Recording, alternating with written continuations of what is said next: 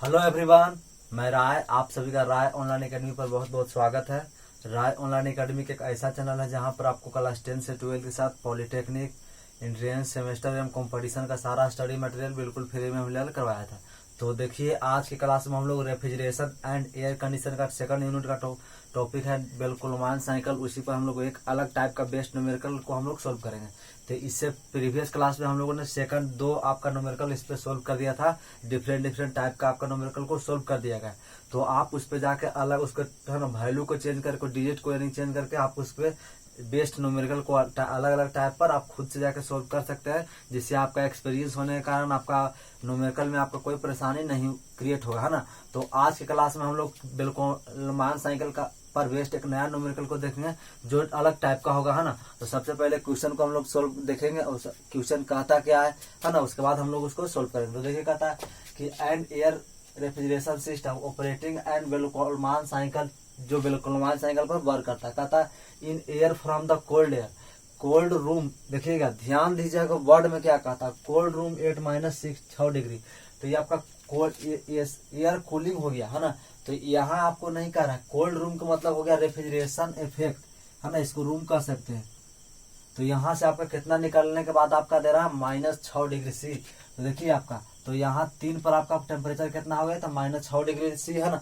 यानी 3 पर temperature -6 degree C हमको दे दिया। फिर कहता कॉम्प्रेस इट फ्रॉम 1 से, यानी कि कॉम्प्रेस होने से पहले कितना था, तो यानी कि 1.04 बार, तो यानी कि 1 पर P1, है ना।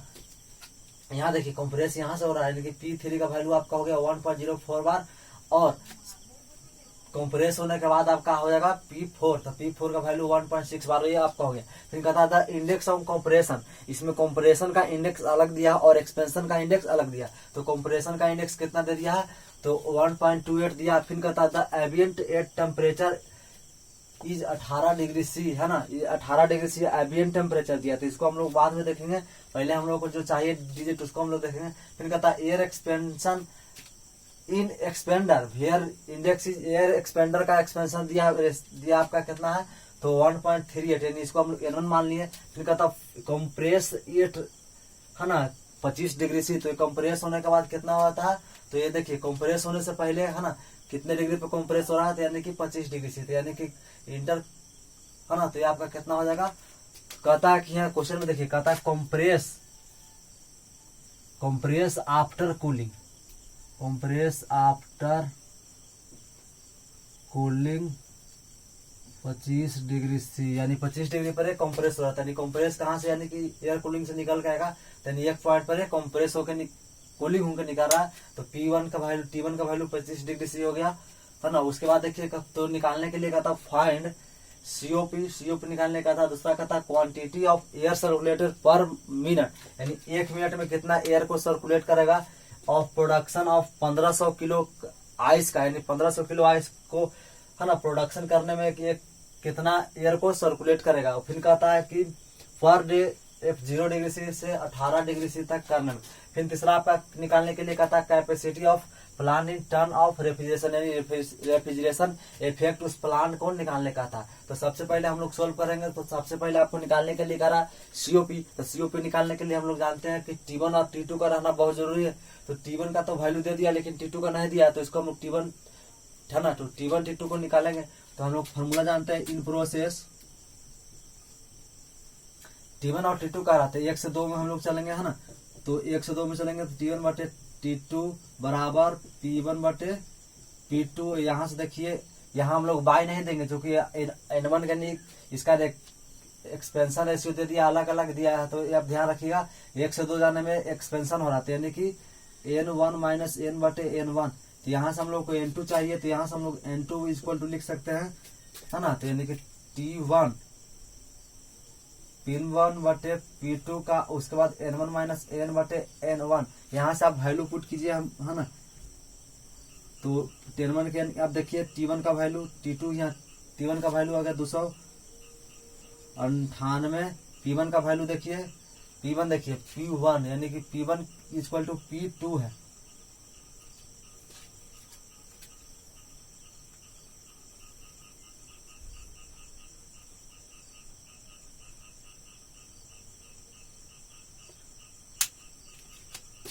लोग गलती अंकित कर दिए हैं। 3 आपका हो गया और ये आपका 4। तो हम लोग को चाहिए क्या, तो P1। तो P1 देखिए, P1 इक्वल टू P1 और P4 का वैल्यू सेम है, कांस्टेंट है, तो यानी कि P4 का वैल्यू यहाँ पुट करेंगे, है ना, ऊपर P4 यानी 6.2 बटे 1.04। अब यहाँ देखिए N1 का वैल्यू दिया 1.38 माइनस 1.38। इसको कैलकुलेट करेंगे तो T1 का हम लोग यहाँ से वैल्यू निकल जाएगा।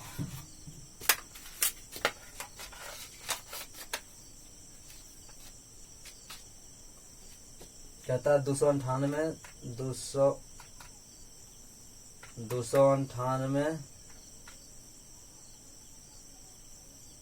6.2 1.04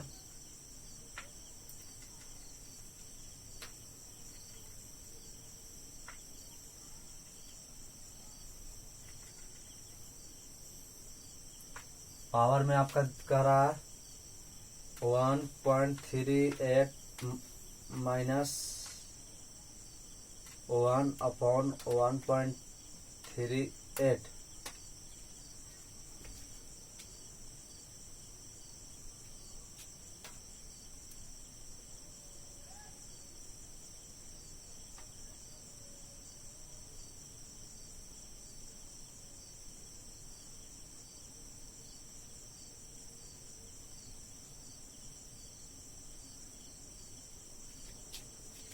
तो यहाँ हम लोग इस तरह से सोल्व करेंगे, यानी कि 2 हो जाएगा, सॉरी यहाँ अब 1 आपका हो जाएगा, है ना।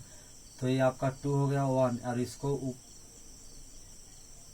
यानी कि आपका हो गया 1.04 बटे 6.2। अब इसको हम लोग कैलकुलेट करेंगे तो हम लोग को वैल्यू आ जाएगा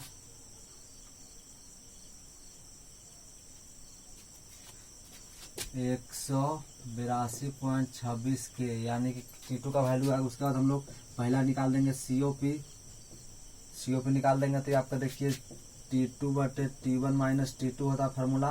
तो 182.26 बटे T1 का वैल्यू आपका गिवन है तो 298 माइनस T2 का वैल्यू आपका तो अभी निकालें तो 182.26 यहाँ तो यानी कि COP इक्वल टू आपका आ गया कैलकुलेट करने पर 182.26 298 माइनस 182.26।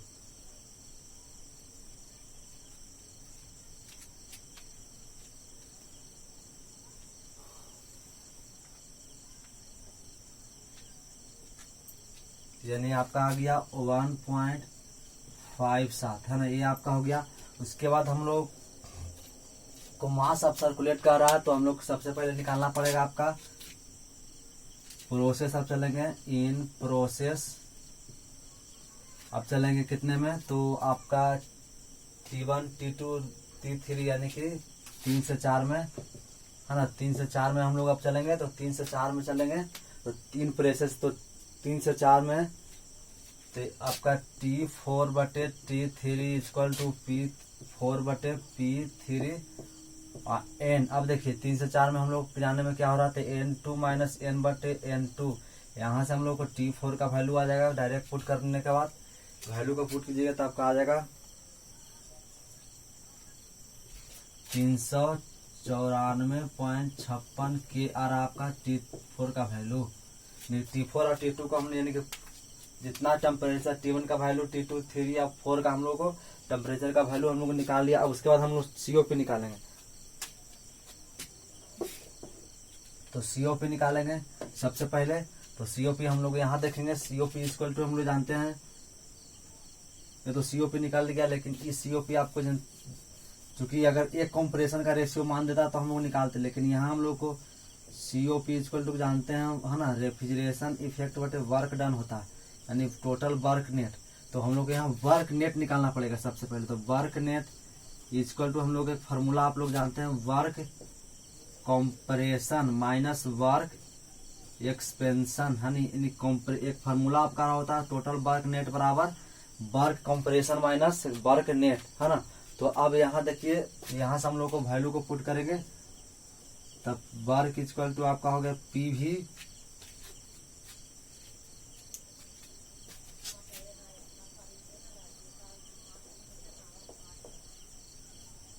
कंप्रेशन में N2 माइनस एन बटे N2 है ना। उसके बाद आपका पी भी माइनस पी भी, यहाँ से अब देखिए यानी कि टेम्परेचर कंप्रेशन के कौन से कौन में हो रहा है, तो यानी कि P4 यानी कि प्रेशर वॉल्यूम ज्यादा आपका कौन है, तो वॉल्यूम 4 है, तो यानी कि 4 यहाँ लगा देंगे। उसके बाद 3 अब माइनस देंगे N1 माइनस N1 इंटू, अब यहाँ देखेंगे तो P भी माइनस P अभी। अब देखिए हम लोग एक्सपेंशन में कौन सा चल रहे हैं, तो 1 से 4, तो यानी कि आपका हो गया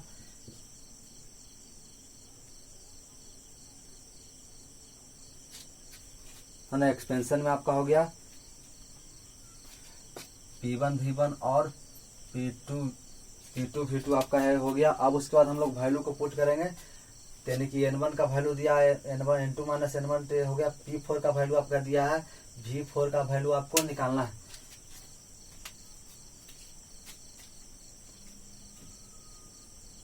तो वैल्यू हम लोग निकालेंगे P4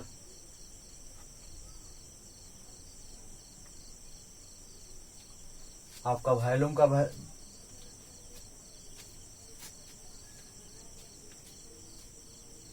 P4 हो जाएगा, तो आपका P4 निकल जाएगा यहाँ से।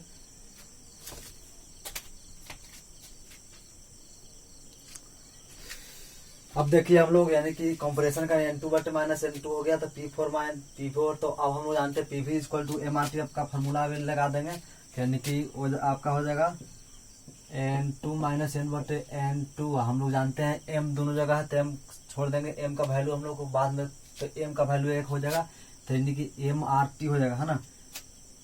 तो यानी कि MRT माइनस MRT। अब देखिए फिर हो गया minus N1 minus N1 into MRT minus MRT। अब देखिए यहाँ 4 के लिए तो 4 सब में लगाएंगे, यानी 4 ये 4 हो गया। उसके बाद यहाँ 4 और यहाँ 4, और इसके बाद यहाँ 3 आपका लगाए हैं। उसके बाद P1 और P2 हो गया, तो यहाँ P1 और P1 P2 और 2 हो गया। अब यहाँ से देखिए N2 का वैल्यू आपका हो गया 128 माइनस 1 बटे 128 है ना, 1.25 इसको बोल सकते हैं। और R दोनों जगह कॉमन है, यानी गुना कर देंगे 287 है ना। अब M को हम लोग चूंकि 1 है तो 100 इसको हटा ही देंगे, इसको क्लियरली मान के चलेंगे, यानी कि M काउंट भी कर लेंगे। तो सबका M मास सेम है, तो M काउंट कर लेंगे, तो 1 से गुना करने तो कोई फायदा नहीं। तो हम लोग यहाँ T4 का वैल्यू आपका देखिए निकला है अभी आपका, यानी कि 394.56 माइनस T3 का वैल्यू आपका हो गया 206। इसी प्रकार माइनस N1 का वैल्यू आपका 138 माइनस 1 बटे 138। अब यहाँ से भी R कॉमन कर लेंगे तो 287 हो जाएगा इंटू। अब यहाँ से T1 का वैल्यू हम लोग को देखेंगे, T1 का वैल्यू आ गया 298, और आपका T2 का वैल्यू आपका निकल गया 182.26। अब यहाँ से हम लोग कैलकुलेटर में वैल्यू पुट करेंगे तो वर्क नेट इक्वल टू निकल जाएगा टोटल, तो वर्क नेट इक्वल टू निकल जाएगा। इसको पुट करेंगे कैलकुलेटर में तो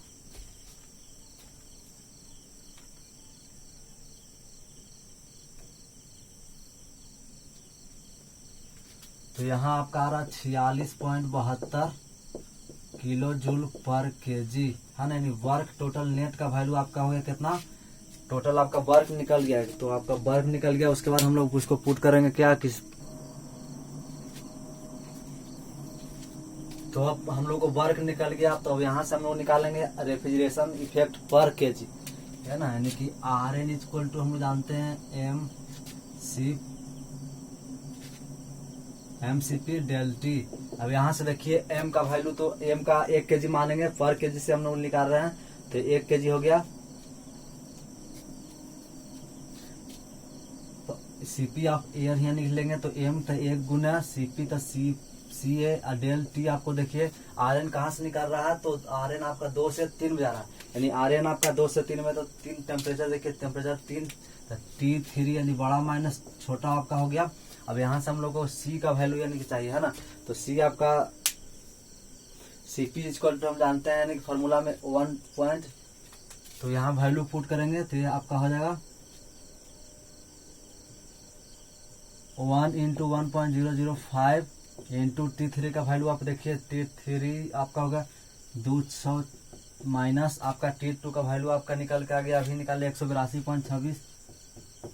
अब यहाँ से हम लोग को Rn इक्वल टू निकल गया, तो Rn निकल गया आपका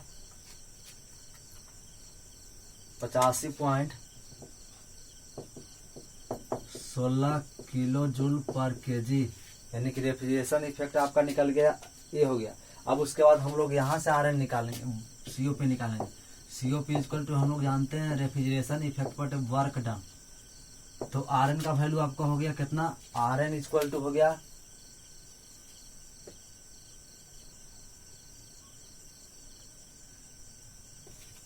Rn आपका देखिए 85.16 और ऊपर से देखिए आपका हो गया वर्क नेट 46.72। तो यहाँ से आपका निकल के जाएगा COP। तो COP निकलने के बाद आपका आ जाएगा 1.82, ये आपका आंसर हो गया COP, पहला आपका निकल गया। उसके बाद हम लोग का दूसरा स्टेप में चलेंगे। दूसरा स्टेप आपको कह रहा है कि क्वांटिटी ऑफ मार्क्स सर्कुलेटेड, है ना। तो सबसे पहले देखेंगे, ये आपका वाटर हो गया,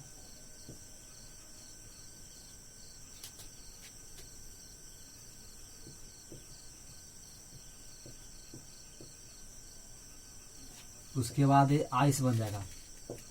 आइस 0 डिग्री C पर बन रहा है, अरे वाटर 0 डिग्री C पर पहुंचने के बाद अरे आपका 18 डिग्री C हो गया, है ना।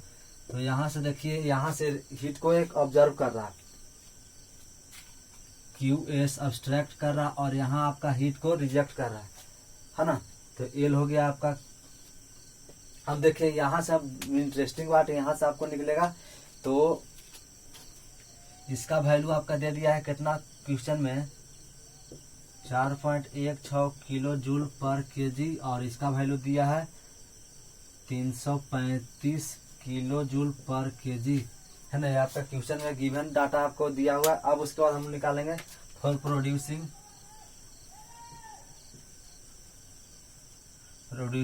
1 केजी आइस।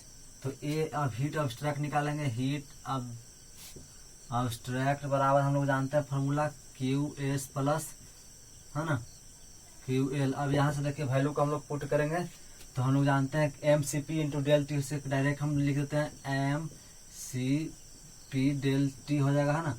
फिर उसी प्रकार MCP डेल टी आपका हो गया, तो ये आपका डायरेक्ट हम लोग उसको लिख देते हैं, M कॉमन आपका हो जाएगा, तो M आपका 1 kg इंटू आपका हो गया 4.16 MCP, है ना। तो CP का आपका हो गया, और 18 माइनस देखिएगा 0 हो जाएगा, प्लस 1 इंटू 335 माइनस 0, तो यानी कि हो जाएगा इतना।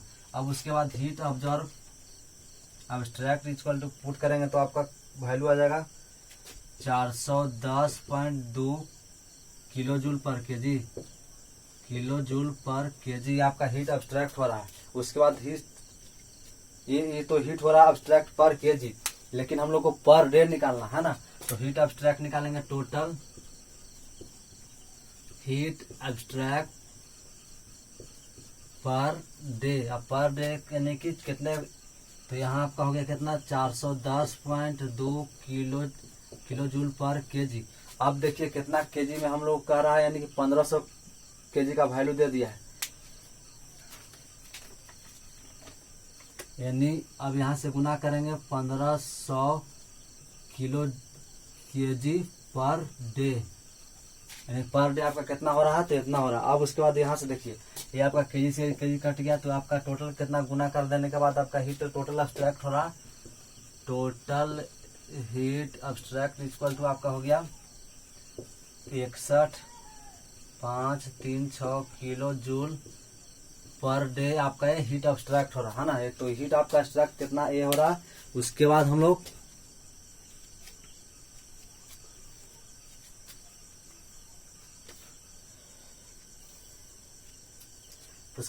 टोटल ऑफ हीट को अब्स्ट्रैक्ट करेंगे, यानी MCP डेल टू, तो डायरेक्ट गुना करने के बाद आपका, अब इसको हम लोग मिनट में बदलेंगे, है ना, एयर पर KG minute, total heat abstract by MA। तो यहाँ से देखिए MA into total heat abstract हो रहा है 85.6 टोटल ये आपका हो रहा है ना। अभी आपको निकालें टोटल ये हीट एब्स्ट्रैक्ट हो रहा है। आप देखिए बराबर कितना है, तो यानी कि 61,5,320 है ना, ये 60। अब यहाँ से हम लोग को m का वैल्यू निकल जाएगा। m का वैल्यू आपका हो गया 5.08 kg पर मिनट में हम लोग निकालेंगे। पर मिनट निकल गया तो ये आपका यही निकालने के लिए सेकंड हो गया। अब हम लोग थर्ड में देखिए, यहाँ आपका जगह नहीं है तो हम लोग थर्ड यहाँ देख लेते हैं। तो Rn निकालने के लिए कह रहा है रेफ्रिजरेशन इफेक्ट इन टीआर में।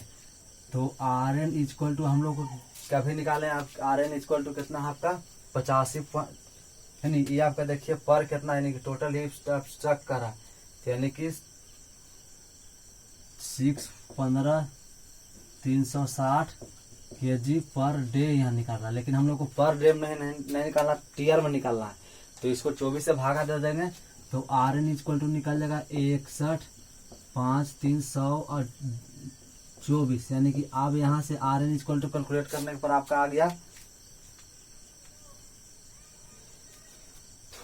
है ना। तो ये आपका हो गया किलो जूल पर आवर। हम लोग जानते हैं Rn इक्वल टू होता है एक टीआर बराबर 14,000 होता है ना। तो 14,000 इसमें से गुना कर देंगे डायरेक्ट,